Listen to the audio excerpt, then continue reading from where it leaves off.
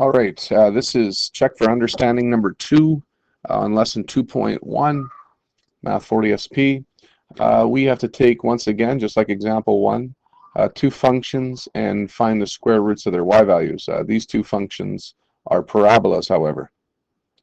So once again, we know that the parent function for a square root function is a bending ray. I've jumped ahead of you already and made a table of values for the given function, 0, x and y. So there are some important coordinates, and now we need to take square root of the y values. So square root of 5, square root of 0, square root of -4 is 0 and 5. Well, square root of 5, we can use our calculators for that. Square root of 0 is 0, but the square root of any negative number is, well, obviously undefined. So we come up with that table. 2.20 doesn't exist, so I just X'd it out, 0 and 2.2. And for the second one, same thing. Square root of the y values, they're all positive in this case, and we come up with these values. All right, so we'll need to plot these points. Here we go. I'm going to plot these points for the first one. We got 0, 2.2. X is 0, 2.2 right there. 1, 0, 1, 0 right there. And then at 3 it x's out. Well, in fact, everything that goes on below the x-axis is a negative y value, so none of these values can have a square root. So this becomes an important point, this point here at 1, 0, because that's as small as the result of square rooting y can be. It can't be any smaller than that.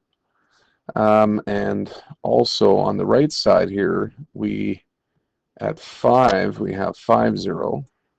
And then we have 6, 2.2, 6, 2.2, like that. Well, we could find some more values to justify the shape of this curve, but you're going to notice that,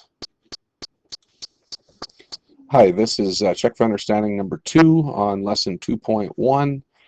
We need to find the graphs of the square roots of the y values. So this is very much like the first one, except these are quadratic functions. I want to point out that when we're trying to find the square root of y values, what values are bending rays square roots not defined for? Well, they're not defined when we have y values that are negative, because you can't take the square root of a negative value. So I'm going to highlight this part of the curve down here. Right down here, you'll notice that these are all the negative y values. So they're not going to have a square root. So I'm going to start the question just like the last one. I'm going to point out some important points on the original graph. And now we're going to find the square root of the y values. So the square root of 5 is approximately 2.2. Square root of 0 is 0. And notice square root of any negative number doesn't exist. So I'll just X that out. Square root of 0 is 0, and square root of 5 is 2.2.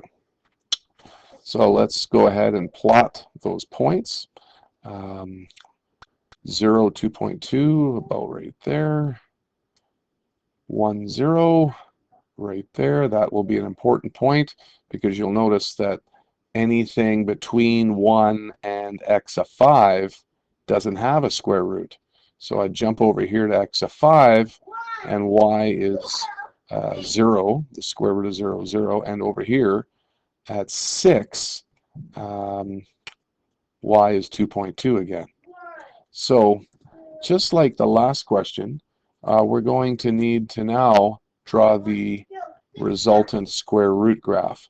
And just like the last one, the square root goes just above the curve slightly, and then coincides and travels through those points that we came up with. The result will look like that. And then over here on the right, the same thing holds true. It goes above the curve just slightly. Those are my kids in the background. And then it bends off like that. Okay? If you want to convince yourself, perhaps in Tuesday's class, we'll look at why exactly does the curve go above the original function, then comes across it. If we came up with some more points on the original graph, you would definitely see that that is indeed the case. Okay, let's go to question B. Okay, here's question B. I've gone ahead and created a table, and then I took the square root of the y values, and now I am just starting to graph those values. So here we go. 0, negative 3, 0, negative 3, 0, negative 2, 2.2, negative 2, 2.2 right there.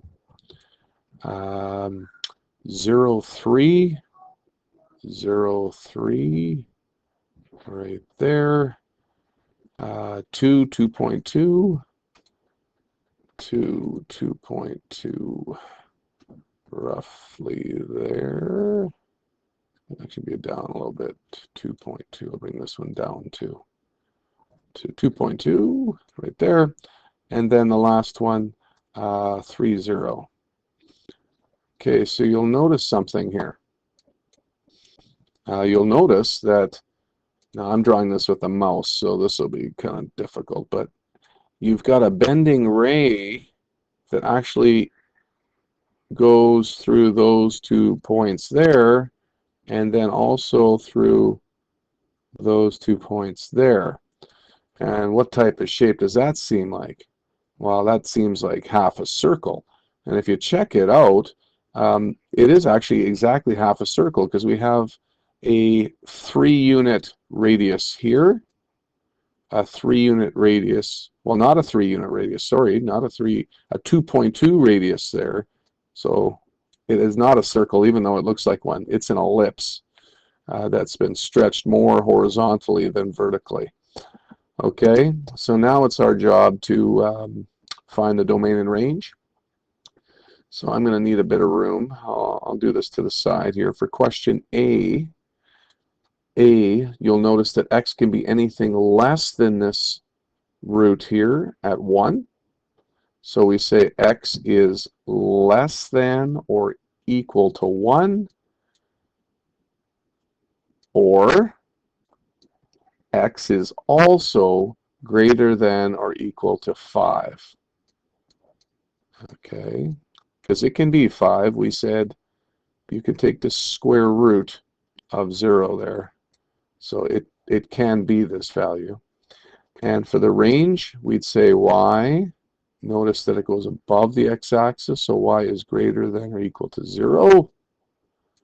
Or y is greater than or equal to 0 here as well. So I don't have to write that twice. So let me just get my eraser out. So there's A. Question B. Question B says, domain, well, x can be anything between those 2 values. So we'll say x, actually, a good way to do the between values is like this. X occurs between, what is this? This is 3. So it occurs between 3 and what else? Between 3 and negative 3.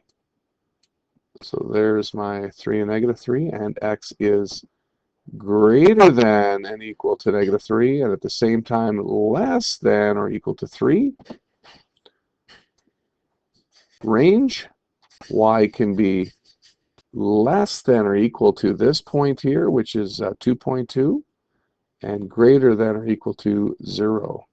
So put the smaller number on the left. Y is greater than or equal to 0, and less than or equal to, well, we rounded off that 2.2, so it'd be a little more accurate to say less than or equal to square root of 5. Okay, let me just pull out the solutions here and make sure that we got those right. The first one, graph looks pretty good. Okay, yes, 2 bending rays. We got the domain at less than or equal to 1, and the range greater than or equal to 0. Looks good. And the second one, domain between negative 3 and 3, and range between 0 and 3. Okay, looks good. Okay, you can move on to check for understanding number 3. Oh, actually, I now see we did the graph right. This is a y value of 3, not 2.2. So let me just fix that. The grid is broken up a little differently. So this should be 3 here. Okay, yeah, less than or equal to 3. Sorry about that. Okay, now everything looks good. Okay, let me put that on a fresh page here so you can mark yours a little more clearly. Here goes nothing. There we go. Okay, so I'll just leave it here for a minute and go ahead and correct your example.